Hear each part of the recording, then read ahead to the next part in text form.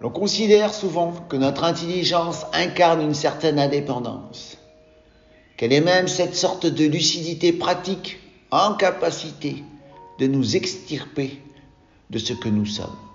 Rares sont ceux se risquant à une hypothèse opposée, disant que ce qui nous compose, et cela depuis notre origine, est semblable à une trajectoire non pas prévue par avance, mais ne pouvons, au nom de ce qui la constitue, éviter le point B en partant du point A.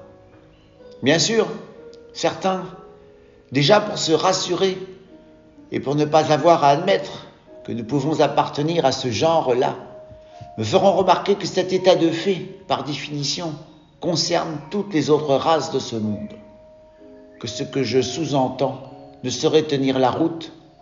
Comment pourrais-je, en l'occurrence, en cédant à une indépendance de visu constatable, souligner une dépendance aussi inextricable?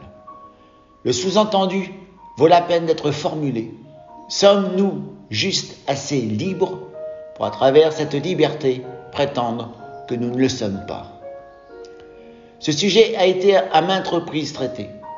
Beaucoup se sont interrogés sur le caractère de nos influences potentielles, si celle-là, entre autres, essaie entrevoir une neutralité véritable faisant d'elles autant de coquilles creuses, ou au contraire, posséder dans leurs mains ces commandes, nous positionnant sous le joug d'une sorte d'autonomie de façade.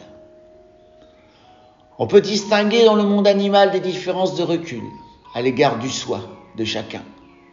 Les fourmis, entre autres, semblant plus appartenir à leur espèce que les lions, ce qui ne veut pas dire que les lions, pour autant, disposent à partir de ce qu'ils sont, de quoi ne plus être des lions.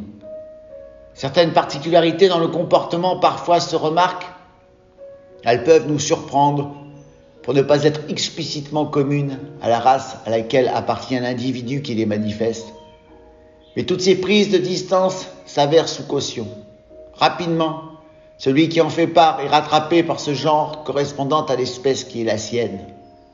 Ainsi, est-il envisageable que nous autres humains, malgré nos éloignements, soyons rattachés à une dépendance, là aussi, indépassable.